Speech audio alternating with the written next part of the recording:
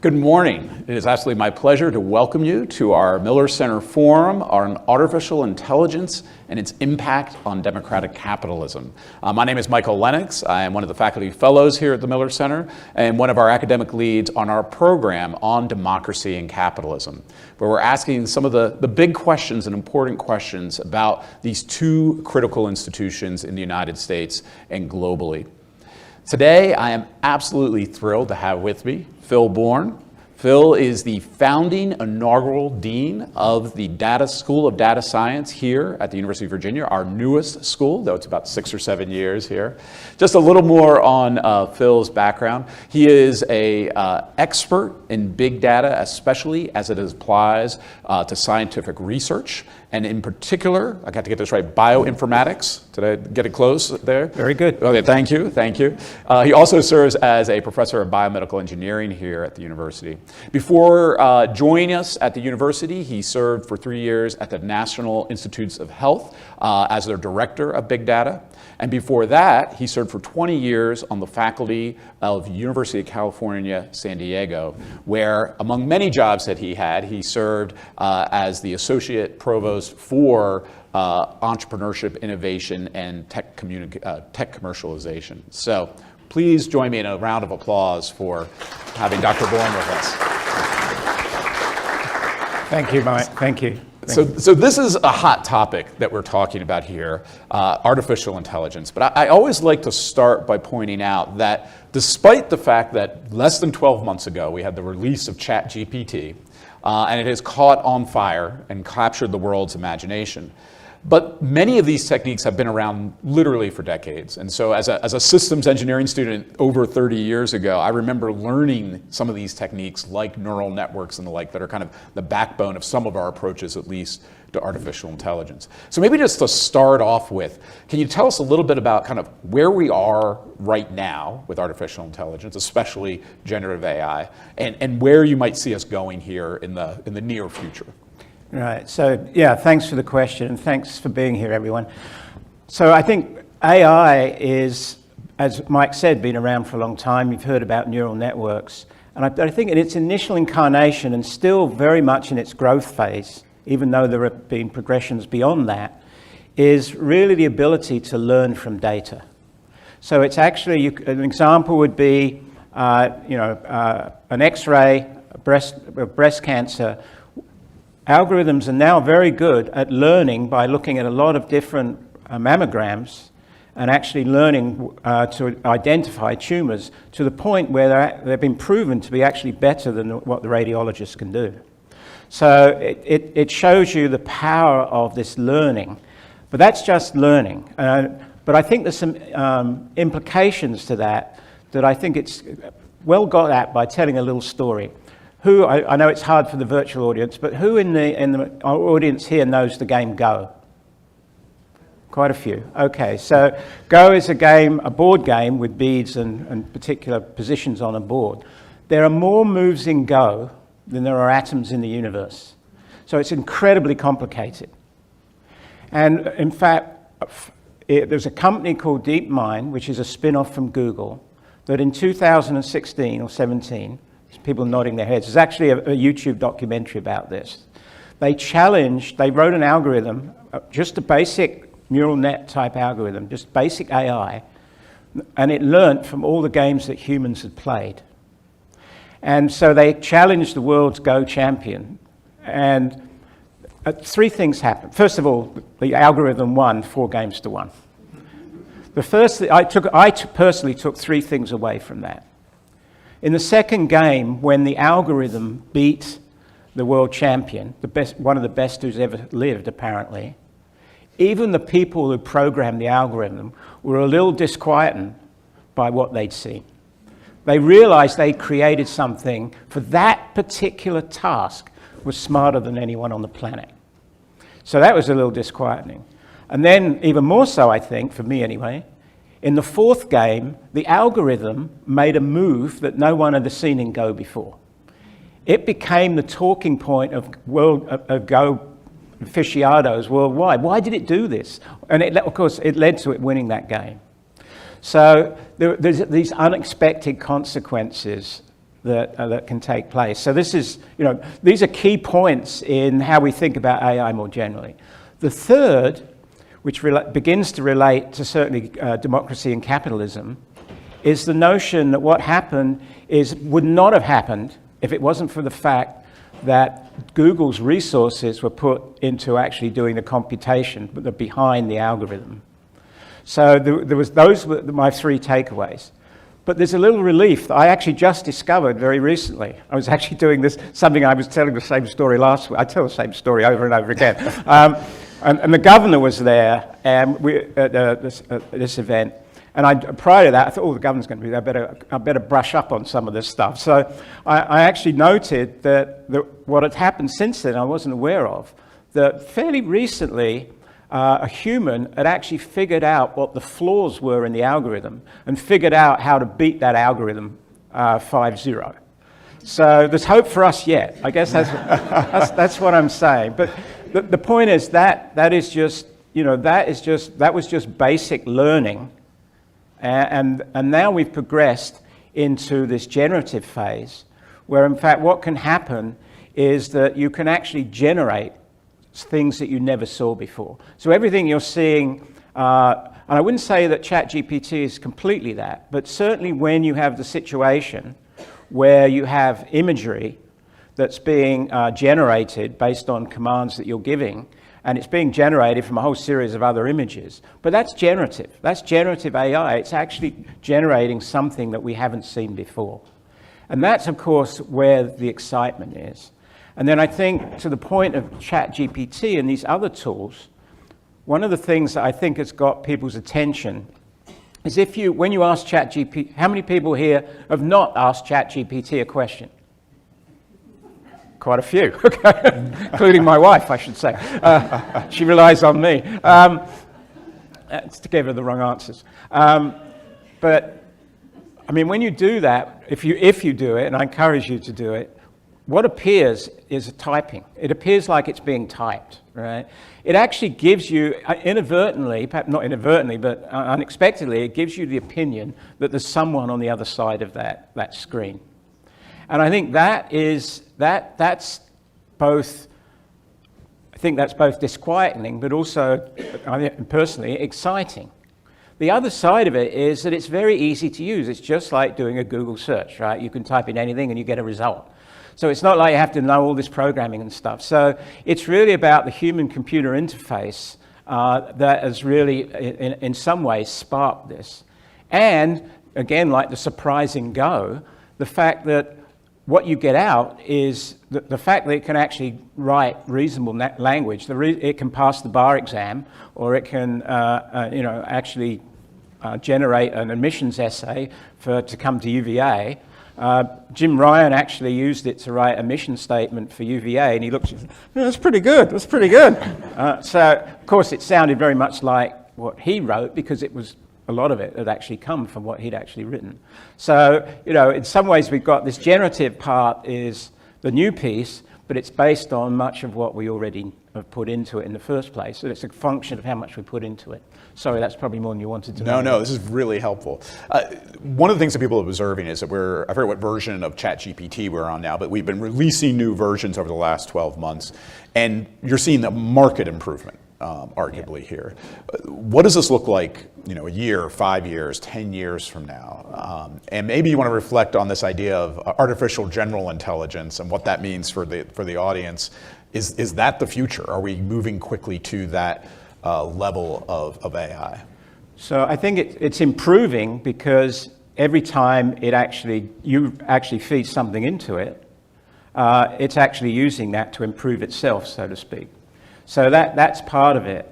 But I think what happens in the next 5 to 10 years is we're going to see situations which is already happening, and this actually will get us to the capitalism part at least, and potentially democracy as well, but is that subsets of information are being used for particular topics. In my own area of biomedicine, there's a well-known data resource, which is all the peer-reviewed literature in medicine and biology. It's in a thing called PubMed. What we've done is to train a model, a language model, which we can get to, but it's one of these ChatGPT-like model. But rather being trained on everything, whether it be true or false, this is actually trained on a subset of information that's been peer-reviewed, which is believed to be highly credible. When you do that and you ask the same question of ChatGPT and then you ask it of this data source, you get much better results from this data source. So I think it's starting to speak actually to the importance of, no surprises, but garbage in, garbage out, good stuff in, good stuff out. So that's really, I think, what we're starting to see as a next wave. We're starting to see many different industries bubble up, working on by using a basic tool set, much of which is in the public domain, but actually it's based on better data. Then everything comes back to data. I don't run a data school for nothing. Everything comes back to the quality of the data ultimately. So that's a great segue into one of the topics we want to talk about, which is capitalism and markets. When I think about some of the worries about the world we live in and the power of data and analytics, as we see in AI, there's this concern that we might be observing what we would call a winner-take-all market. That these big tech companies are amassing these massive data sets to train their AI, to create these large language models and the like. And that will come to provide them just incredible competitive advantages in the marketplace. That's one possibility. You hinted at maybe another, which these are just going to become general purpose tools that every organization is using, and there's perhaps not an advantage one way or the other to what I would call scale. What do you foresee in terms of this worry about a handful of companies really having incredible market power as a result of this technology? I think there's some danger there, but I'm always an optimist, and I'll give the flip side in a second. But the danger is, of course, if you look at the initial version of ChatGPT, took the energy of a small city for a year to actually compute, and it cost at least $100 million. So that clearly is not something that a startup is going to be able to do. So that does speak to the fear that you've articulated. But I also think, when I think back, I remember sitting in a meeting many years ago with Larry Page across the table, and he was already way richer than I am. And I'm thinking, anyway, but it was. I realized we were talking about this, and essentially two people. Larry Page was one of the founders of Google. Sergey Brin was the other one. They, in their dorm room, built a page ranking algorithm to actually do a search and actually rank the results relative to what you actually are. So, and we know what's become of that. It has become what you fear, but it started from nothing. Mm-hmm. And I actually think that there's many other opportunities based on the technologies that are out there, because in the end, what they did was really based on what computing power that was there. So they were also building on the shoulders of giants. So I think anyone can come along and build on the shoulders of what's been done already, and really be very successful at it. And so I think it is enormous opportunity, but I think that there is also some fears with respect to what it reflects to the workforce, and you might want to get to that at some point in a minute. But that's where my fears lie, not so much in the sheer opportunity, but really who has that opportunity. Just to push back just a little bit, Please, we have seen some of the big tech companies diversify into a wide number of sectors. They're moving into healthcare, they're moving into education, they're moving into financial services. Is that because of the data advantage they have, or is there something else going on there? Well, it's the data advantage, but it's also obviously the money and everything that they have to actually buy up all of those types of industries. So yeah, I take your point that but at the same time, I mean, you think about one I'm fairly familiar with healthcare. Apple Health and Google Health have not actually been that successful so far because of the complexity of those organizations. I think there's more room for people to take little chunks of those industries and actually do something special with them, which could actually grow into something big. So, but, I take your point, no question. You mentioned labor markets, so let's talk about that one. That one seems to be on the top of mind of a lot of people, this idea that AI is coming for your job and the jobless future. I always point out that the original Luddites were English mill workers back in the first industrial revolution who destroyed the mills to protect their jobs. And we have seen over the history of technology, this fear that technology will replace all of our jobs isn't realized. Of course, it could be very disruptive to individual jobs go away, but this idea that we always event to new on the other side. With that said, some people who I really value their opinion are kind of raising the flag.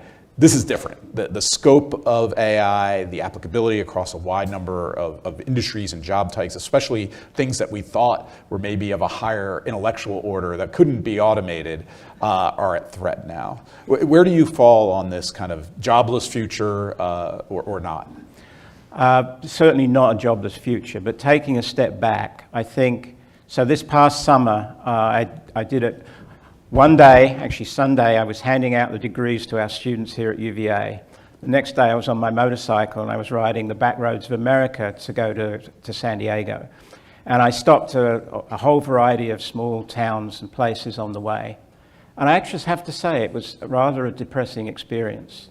There is, it depends where you are, but in places, even in Virginia, but certainly for example, in eastern Kentucky, I stopped in a place called Paintsville, and I was talking to some young people there, and for them, there just seemed to be so little opportunity. And I think that, and partly because it's not where they are, and I think we could do something about that, but it's really just a testament that we've come a long way. And we sit here, frankly, in a very privileged environment. But it made me think so much about what we need to be doing for first-gen students, what we need to be doing with student fellowships and so forth, and financial aid. But the reason I think we got there because what you're describing has actually been going on for quite some, many years. It's nothing new. It started with, really obviously it happened with the Luddites and the mills. I lived for 2 years in Yorkshire in England, so I know what it's like. But I'm going to make sure everyone understands. He wasn't there when the Luddites were. That was a long time ago. Just a few years later. Yeah, Exactly. We actually had the same sort of thing with the coal mine. I mean, the coal. When I was there, the coal miners were on strike. There was no coal, but they had to. They couldn't lose their jobs. I mean, it's this retraining and adapting that is what's causing the problem in my mind. And I think I actually see it as the root cause of the threat to democracy, but we could probably get to that. And I'm not an expert on it, it's just my own personal opinion. But I do see this, and what's happened, if you look at the progression of society and research over the last 2,000 plus years, what you'll observe is the first phase was very empirical. It went on for about 1,500 years where we would just see things and we'd react to them. Then there was a period since essentially the Renaissance, for about 350 years or more, where we actually became very theoretical. We discovered the laws of motion, we discovered relativity, all of these things. And then it only took 50 years of the computer revolution to change everything. Changed society dramatically. Those first two things changed society dramatically. The third thing changed it even more in a period of 50 years. We've been in this data revolution for 10 years, and already it's making dramatic change. So nothing has changed in the process. It's just the speed of that process that's really changed in my mind. So I think there's a real fear before things get better with respect to workforce, they're going to get a lot worse. And, I think the students that are coming here recognize that. I mean, they're coming in droves to actually get into this data-driven society. We were talking about this at lunch, but We did a poll of all freshmen coming into UVA last year.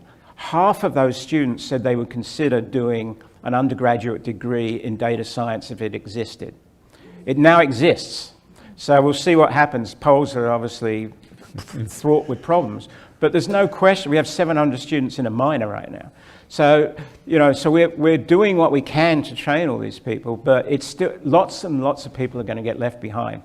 And I think when that happens, that disconcertment that those people have is where you run into issues that I think we're seeing today in droves. And I think you're already hinting to this, but just to put a finer point on it, income inequality. We've seen big increases in income inequality, like you said, over the past decade plus here.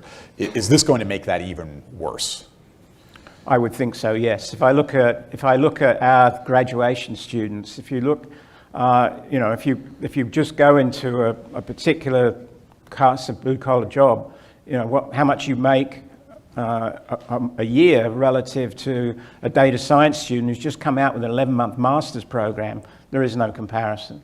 I know your son's going in this direction, so you're obviously pleased. You can go, thank goodness. We're hoping he gets a job. Well, we have not yet placed a student out of our programs. I mean, the demand far outweighs the supply. So, but there is this huge wage differential, there's no question. And partly because the demand's there. I mean, we're paying, we have to, just to get faculty to come here, we have to pay them a lot because they could be earning so much more in the private sector. I know personally something I worry about when you look at things like professional services, law firms, consultancies. They're often built on a pyramid model where you have a lot of recent graduates who are doing the grunt work, we'll call it, of collecting data and processing it. And they're realizing now that they can use data scientists to do a lot of this work, and it doesn't require nearly the number of people. It doesn't mean the people at the top of the pyramid are going to go away. It means they're going to become that much more productive in what they do. And so we already talked about kind of the star economy, that might even be greater in this world. But there's also a caveat even for the data scientists. I think everyone has to be looking over their shoulder because already these large language models, which is this type of generative AI, it can already write pretty decent computer programs. And we're already using them in class. It doesn't generally write the best program, but it will write something that's a useful start. And I think that's where we are with these kinds of but it even means it's threatening even those kind of jobs. But that's not to say it's just going to twist everything around to create a whole different type of economy than we've actually seen. Yeah. And those who adapt the quickest are going to do the best. So now let's turn to democracy. And I failed to mention at the beginning, if you have questions for Dean Bourne, please use, we're going old school, use the note card and pencil there. We'll collect them here in a few minutes and I'll ask them from up front here. But first for me, I think when a lot of people think about the democracy question in AI, they immediately go to what's happening in social media, what might happen in our election environment. We have a major election coming up in the United States in 2024. The worry, especially about deep fakes. And again, if people aren't aware, the ability to replicate voice and image of real humans is getting very easy and inexpensive. And I'll just give you one anecdote. A student of mine replicated our president, Jim Ryan, in about a half hour. He said it took him one night. There was enough video and voice of Jim that he was able to create a fairly reasonable facsimile of Jim in about a half hour. If you haven't seen, Tom Hanks is recently all over social media complaining about a dental company that has an advertisement starring Tom Hanks. That is not Tom Hanks, and he did not endorse the dental company, and it is out there in social media. So what's your thinking on the potential of this technology to just basically sow chaos in our electoral processes? It's all my son's fault. He was working for a company called Industrial Light and Magic doing special effects for the movies. And he just a few months ago, went to work for a company called Metaphysic, which is doing exactly what you're describing. It's doing deep fakes for the movies. But it's already got to the point of they were actually working with Tom Hanks and Robin Wright on a new movie that's going to come out. And what you'll see with these technologies is they've just got better and better, and they'll continue to get better and better. But what he was showing me just 2 days ago, they were doing a demonstration for JP Morgan where you and I would be sitting here. And the difference now is that this can be done in real time. You said half an hour, this is in real time. So we could be sitting here having this conversation. And it's not just the face, our faces.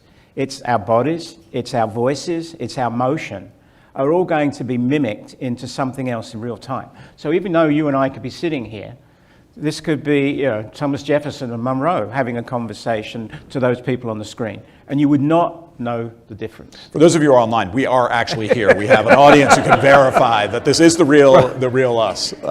Well, when it gets to the point that we don't need to be here anymore, I guess that gets back to the whole issue of new jobs. But anyway, yeah. So, I'm sorry. No. So what do we do about this? Well, so what's interesting is that my son told them that I was, this geek out in Virginia, and they're of course dispersed. They're in London, but they're dispersed all over the world, like so many companies now. So I actually spoke with the CEO, and they obviously see their business. If they're going to make a business out of this, they've got to do it securely and properly, and they've got to. So all of the issues that you were raising with Tom Hanks and the dental ads and so on, is they're trying to address that. So, for example, they're trying to work on ways to actually put watermarks that cannot be distorted in any way on materials that they produce, which basically tell everybody, hey, this is a fake. Or if you look at the other side of it, how you get to that fake in the first place is by having a lot of data, in this case images of Tom Hanks, and that essentially we haven't yet decided who owns those images, right? It's actually an open question on my motorcycle, I have a number plate that says you are data. You are data. All of you are, a large part, and people are using that data, as you know. And the question is who owns that data? And we don't really currently have, Europeans have done a little better at this, but we don't really have good control over that at this point.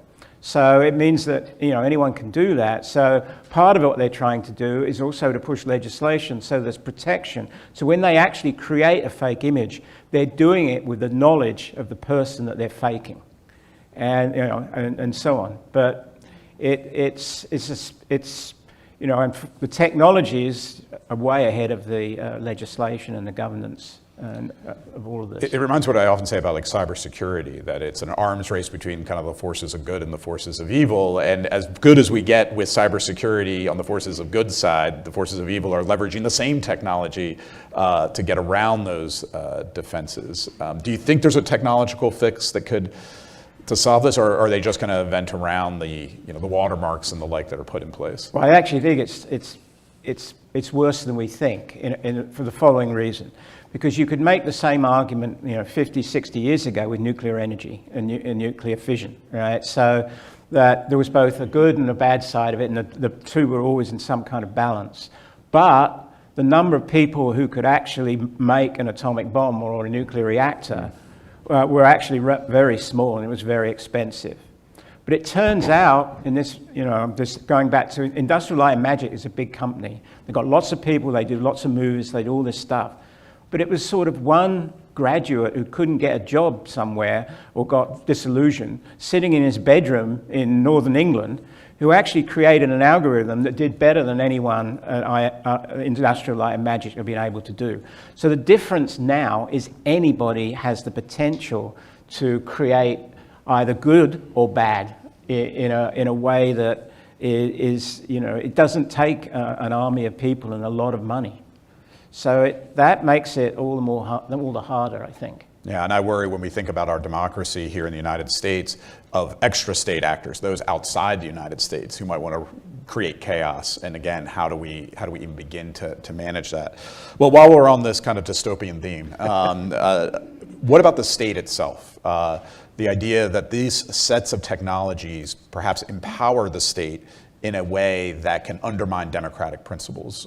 Clearly, we can look at countries like China that are using AI, facial recognition, to create societal scorecards for their citizens and are having a very heavy hand in kind of observation and maintenance. And again, AI is often at the core of what they're able to do. But even here in the United States, there are companies who've created facial recognition techniques for police officers and police forces that are using the technology to try to identify potential criminals and the like.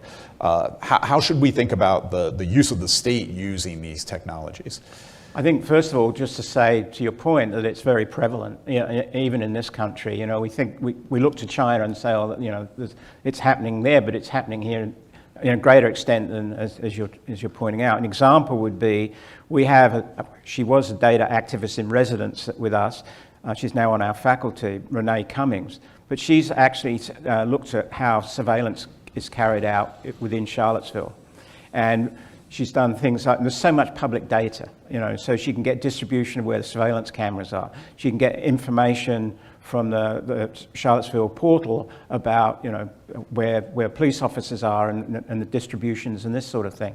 And what you find is, of course, there are real differentials in where this kind of surveillance is exhibited, but it's there. The point being, it's there more than you actually think. Yeah. And it's undoubtedly problematic in the way we think as a society, and but we don't have enough control over it.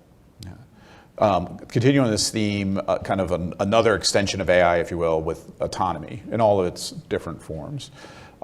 Again, maybe staying on the idea of the state, the idea of there could be bias in our algorithms. There could be, for military uses, when do you give the AI, the opportunity to make a kill strike or the like on the battlefield?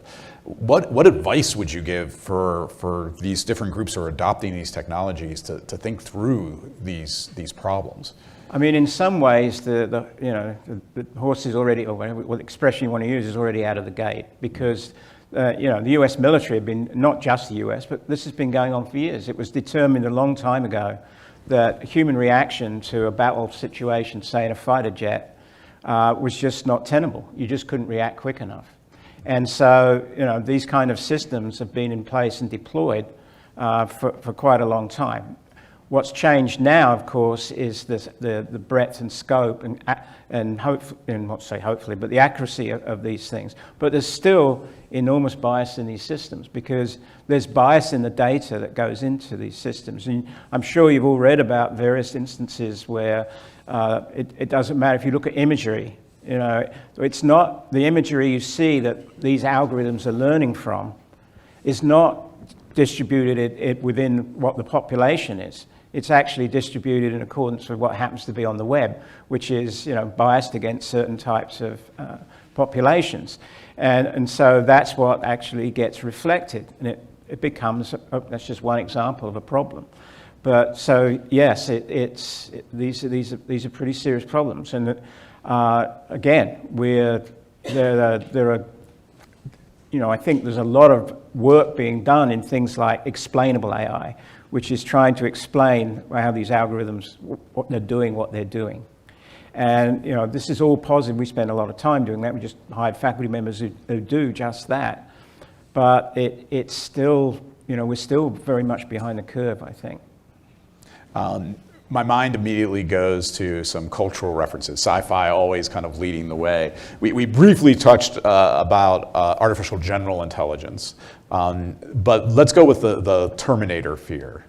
Is there worry of our systems gaining some level of sentience, and maybe at the end of the day deciding that we're superfluous here and need to be removed?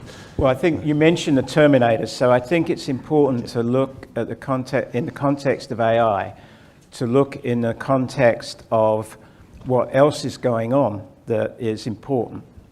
A particular area is sensor technology. There, you know this because you see it in various forms, but there are now sensors that can do all sorts of things. They can measure different bodily functions, different metabolites, all of this just by touching on the skin. There are a whole new brand of miniature sensors that can be deployed in many different ways. And all of those are gathering data. And potential. And then we have the whole concept of virtual reality and how that is, if you've got your Meta headset, they're not, personally, I don't think they're that good right now, But I can tell you from working with molecules in 3 dimensions for many years, this technology is going to get a lot better. It's not that it's not there now, it's just the price point is not appropriate to actually for wide-scale distribution. But all of these things are coming, and they're going to actually, when you combine them all together, it's going to have a very interesting effect. So I'm going to get to your sentient question in a minute, but I was rambling on about all of this to our president, Jim Ryan, and he said, well, give me an example of what you're talking about. How's it going to affect higher education? And I said, well, think about putting the pieces together. How does a student learn about the history of Thomas Jefferson right now? What do? Well, they go to the library. Well, actually, they don't go to the library much. They go there to have coffee, but they actually go online and they find the materials that they want. But they read them and they digest them. And then they come back and they have a discussion about it. Okay, that's what happens now. But I would say 5, 10 years, certainly between, let's just say guessing between 5 and 10 years, it's going to be like this. You're going to be in this situation where you're going to view all of this. There's algorithms that have read all of the works of Thomas Jefferson. Everything he wrote, everything that's been written about him will be in one language model. And you'll be able to query that model. Right? So all of this will be digitized. It won't just be in the special collection. You have to go and read it. It'll be digitized, real online. You can look at it. And when you do that, that goes into a language model. And you know already, if you use ChatGPT, you can have a conversation with that model, right? So you can imagine I'm standing there. I'm actually standing at the laying of and then because it's digested all that information, I can automatically build a timeline of Thomas Jefferson's life, his own social network. Everyone he communicated with, who they communicated with over the lifetime. I can just slide along this. I'm wearing a virtual headset, by the way. I'm sliding along, and I come to, the laying the cornerstone. Let me have a look in there and see what's going on. Oh, Madison and Monroe are there. Let me have a conversation with them. So I could simulate a conversation with Madison and Monroe just based on all of the information that's in that language model, right? And then I can say, well, I wonder what it looked like when I was, before the academical village was there and there was just these fields around and the stone was being plopped down. Well, I could simulate that. I mean, that's already going on. My son's doing all that stuff, right? So he's actually made me looking like a founding father. It's pretty upsetting. But anyway, he gave it to me for my birthday. But it's, that's there. That's how we're going to be learning history. All right. So how are we going to teach that? Who's going to teach that? If I talk to a history professor about that now, it's like, that's not consciousness, and that's not. It's just, but it's progression that is coming. With respect to whether you can't. Already, it's difficult in certain circumstances. You may have had this experience to tell the difference between a human and whoever you're talking to, a robot on a phone call. Both can be very frustrating. There's no question about that. But it's moving in this direction. If you actually look, there's a fellow in Terry Sinowski, who's at Salk Institute in San Diego. He's one of these rare characters, which really speaks to the importance of interdisciplinary study between neuroscience, so he studies the brain. He's also a computer scientist. He has estimated that the current models, that the ChatGPT model that I talked about earlier, that took the power of a whole town for a year, cost $100 million, that's about equivalent to 1 square centimeter of our brain tissue, that particular model. So we obviously have our brain compartmentalized. You can do a whole different set of things in different ways. So, clearly we've got a long way to go in an artificial way before we create anything like the human brain. But, it's happening. Things are happening fast, and it's hard to know exactly where it's going to go. I'm smiling because, my wife says I'm emotionalist, and sometimes I just say, well, it's really just chemical reactions, right? And, in a way, what we're talking about in an artificial sense is just, essentially electrons flowing down a wire. So. There's been some recent uses, experiments done with generative AI around things like creativity and innovation. And so the one exercise I saw, they took 200 MBA students and asked them to list some innovative business ideas, and they asked ChatGPT to do so, then had an independent group score them. And basically, ChatGPT was judged to have more innovative, creative ideas, which may say something about MBAs, I hope not, but but it's this idea that if you think about what these generative AI are doing, this is kind of what we understand about innovation, creativity in general, right? You're combining the knowledge of others and putting it together in novel ways.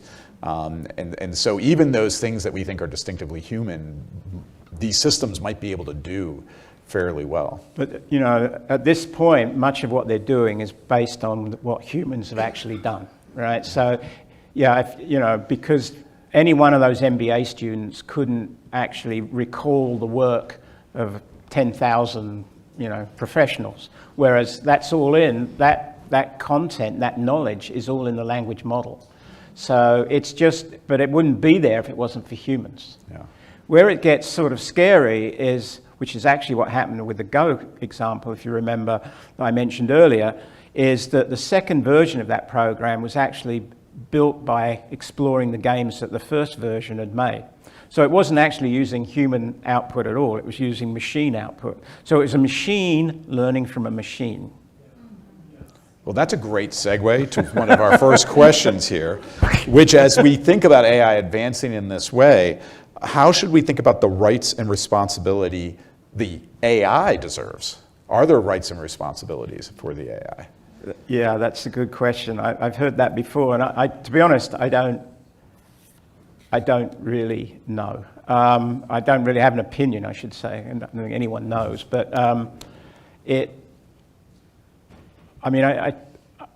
think you have to treat this with what these things are doing with some level of knowledge and respect for what they are, and how you actually quantify that, it's hard to say. But so I don't, I'm stumbling. I don't really know. It's a very good question. Whoever asked it. Yeah. I guess since we're talking about democracy, does the AI ever get to vote? Is that a? Yes. Well, if we get to that point, we're in real trouble. Probably. I'd like to start. But if I could the question in some ways is getting at a notion of what, and I think this brings in a whole new set of connotations we haven't talked about, is in the future, what is it going to mean to be human? When, machines, we call it machines, but it's, it's a bit of electronics doing something. But it's when they can do so many things, and I'm speaking like they're human already, but these machines can do things that we just can't do. I mean, we've been in this situation forever. We can't fly without getting on an airplane, but we don't worry about that too much. So, but it is going to be disconcerting, and I think it raises all sorts of issues for how we think about the future. I think our students are going to be challenged by this. When they come in and they come to a hall of learning, and suddenly there's this robot at the front of the room that knows way more than they do, and it's going to know more than they're ever going to know. It's tricky. Are you saying our jobs are at risk here, Phil, as professors? I'm learning how to fix robots right now. So let's turn our attention to solutions. What can we do? There's a lot of rhetoric right now out of DC about we need to regulate AI. And the big question in my mind is, what in the world does that mean? But let me read at least one question here to kind of provoke our thinking on this, which is that it appears at least that when people are talking AI regulation, we're going to regulate the use of AI, but not the actual creation process of AI. Does that ring true to you, or what are your thoughts on how would we regulate AI broadly?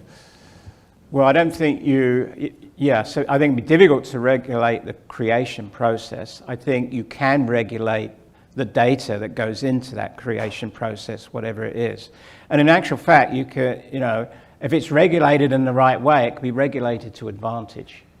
I don't know if anyone, in the New York Times this past weekend, there was actually a whole piece from David Sall, who's an artist. Did anyone see this? And it basically, he's had a year-long experiment working with a couple of AI researchers where he's essentially he allowed it to analyze his works. And then he asked it to generate different types of imagery from his works. And then, he would pick the ones out of the hundreds of images that it generated, the several that he thought were the best, and then it would iterate, and it would keep doing that. He came away from that in the belief that what was being created was very much a combination of his own thinking and work and something that a machine had produced. And he was actually comfortable with that end product. And, so I think as we go forward with this, I think that is the kind of thing, this enablement is what we ought to be aiming for. It's not, you're never going to just cut this off. I mean, that ship has sailed a long time ago. The students are all over this. We decided this as a faculty and as a leadership of the university way back in, a year ago almost now, that there's no way of stopping this. You just got to figure out how to work with it effectively. So, I think that's sort of how I view it. Is that more of kind of the ethical side and how you think about how you deal with these tools, if you will? And if so, how do we, again, now get back to my kind of nefarious players? Like, how do we stop them from not behaving in the ways that we would? Well, one way, of course, is, if there's still a role for us in the future as teachers, which we hope there is we teach this. In our programs of data science, which AI is a piece of, we literally spend a quarter, if not more, of our time discussing the ethics and the justice that goes with the use of these technologies. So we're trying to, and I won't make myself popular by saying this, but it's something that in other forms of STEM, I don't think necessarily have actually been taught enough in the past. I speak about engineering and medicine to some extent, but particularly engineering. Engineering and society and the impact is really something that is sort of on the outskirts of engineering itself.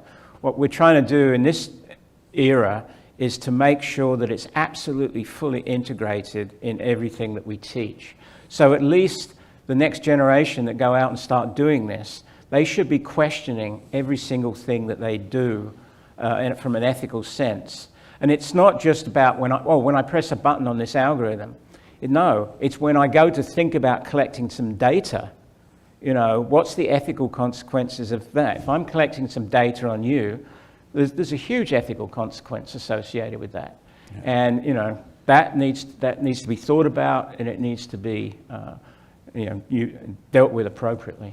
If we escalate this up from the individual to the organization, in particular companies, the question here is, what should be the responsibility of large firms to compensate for the risks of AI? And I'll just make a quick comment. It's been fascinating to see the discussions of the CEOs of Microsoft and Google or Alphabet talk about this, because you could almost palpably get this sense of, wow, these are powerful technologies that are moving quickly, that in some cases create incredible risk. And if we don't do it, the other guys will. And so this need in a competitive environment to kind of keep pushing the technology as quickly as they can forward. Either again, from a values ethics side or even just from a regulatory side, how do we manage that dynamic that these companies are feeling? Well, it's hard, of course. But then the other side of it is you've got, they look at it also in terms of risk to them as they come, when something does go wrong. Mm-hmm. When Cambridge Analytica comes on, it does affect what was Facebook at the time, right? So they are trying to move these forward in a very competitive environment, all of these developments. But at the same time, they're very conscious of what, these can bring, really bad events could bring down very big companies. And we've seen evidence of this with respect to, different types of search results that come back and things like that. But overall, things just keep marching forward. I do think, we have these companies coming to us to really, because it doesn't matter how big they are, what they don't have is a sort of holistic view of that we have in a university. They don't have departments of studying the humanities. They don't have, they're a whole series of anthropologists who think about these sorts of things in a completely different way. Or they don't have a law school. They don't have a public policy school. They're basically all focused on this one thing. And so, I think there's this opportunity for public-private partnership that between us and these companies to actually better what it is that they can actually do, however big they are. Some of the dystopian futures that we see, and I apologize, I keep coming back to dystopian futures here with this topic, is the notion of the firm, the market sector, especially very large firm players, deciding to actively play in the political arena. And that's a reality that we've had in the United States and other countries for decades, if not since the very founding of the country. But now you have these very powerful tools. Is there worry at all in your mind of maybe some of these tech giants or someone else deciding we might nudge people towards certain political candidates or certain, at least policy choices that we want DC to engage in and lever this technology to engage with the political arena and the policy-making process? Well, let's face it, it's already happening big time, right? Yeah. So, with respect to, social media and social networks have just really distorted,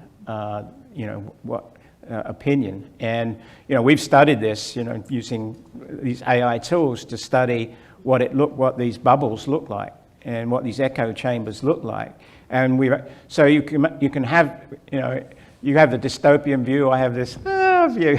My view is let's use those tools to try and understand how we break out of those bubbles, right? So we've actually had projects where we've tried to do this, is how can you, in a sense, it's sort of influence in a different way. It's influencing getting out of those bubbles to get a more holistic view of what people think, rather than having a smaller group who are really just feeding off each other in a way that creates a lot of disinformation.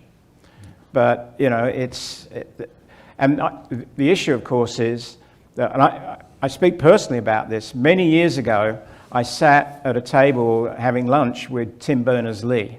Tim Berners-Lee invented the World Wide Web. This was, I can't remember what year we were talking about, early 2000s. And neither of us in that conversation came anywhere close to thinking what a social network might be. It just wasn't even, it hadn't even crossed our minds. This all came about, and in ways that we just didn't fully understand what the implications were.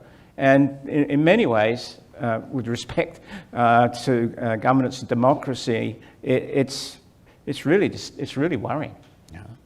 So add another fear here from one of our questions, one that we hadn't talked about yet, which I think is an important one to mention, is AI manipulation of the stock market. And we've seen a little bit of this already, where there have been some deep fakes that have moved the markets. Typically, very quickly, they correct and they understand it was a fake video of Joe Biden or whoever speaking in ways that could affect the markets there. Is that something we can at least try to get our hands around and regulate? The reason I'm smiling is because our largest donor does exactly that, essentially, using these kinds of tools to understand and predict from the stock market. Right? It's not manipulation. Per se, it's trying to understand. Right. And it's looking at it in literally nanosecond, which is a very small time stamp. Longitudinal studies of what's going on in the markets, and then reacting to it very quickly. So the point there is that this stuff has been around for years, and but of course, as all of this advances, it just becomes more profound. But it's there already. In fact, a lot of these companies rely on it for their businesses. Which, raises something I always like to say about AI, that all these fears about the Terminator future, many people say that maybe is less likely, not likely to happen. But what we should fear is that the AI does exactly what we tell it to do, but in ways we didn't intend. And even in the nanosecond trading world, there's been some examples of this where we've nearly brought down markets because of the algorithm wasn't quite right and it began to engage in behavior that caused a rapid market crash. Is there ways to deal with that type of problem? Again, putting on my sort of, I don't know, Mary Poppins hat or whatever it is, I would say that humans have done a pretty good job of bringing the markets down themselves. So you could argue that it used in the right way, these tools could be facilitatory to prevent this from happening. But of course, that's not. I know no one's buying that, including me. I'm generally an optimist, but it's my job to bring up all the hard issues here. So getting back in our last few minutes. We should have another debate when we swap roles. Yeah, I know. Put me on the hot seat. In our last few minutes here, I'm going to give you the favorite of every fireside chat, the magic wand question. If you had a magic wand and you could make some change occur, either let's say in the policy environment or in corporate America, as it relates to some of these concerns about AI and the like, what would it be? What would be your kind of number one intervention, if you will? If I had to dream, I would say it would be that our government would actually act in a concise and together way to put legislation in place that actually protects the individual, but also is, and it's tricky, but also protects the individual, but also allows for economic growth and development in a way that's equitable to all people. Do you have ideas of how to do that?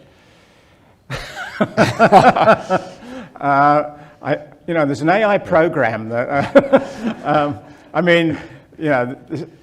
the human failings we have right now with respect to how we're being governed, in my opinion, is highly problematic. I'm speaking as a layperson here, but I think what drives things to happen in unison, regrettably, is when something really serious happens. Yeah. If we have, I don't want to say it this way, but I will, if we have a 9/11 AI event, that would change things very fast.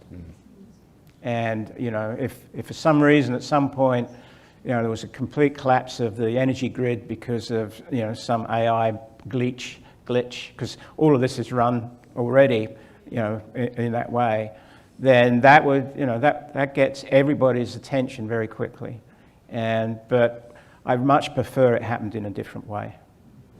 It reminds me of what's happened with nuclear energy and how just the public sentiment against it because of what happened in Japan and the like really has hindered that technology moving forward there. Well, please join me in thanking Dean Bourne for being with us here. Thank you. Thank you. I'll just say that this is a conversation that is going to be ongoing, right? This is not an issue that's going to be going away here, and these issues, I think, are going to be front and foremost in a lot of our minds as we go forward here. Let me just end by, as always, thanking the Miller Center for their support of this work, and thank you all for joining us today. Enjoy the rest of your day.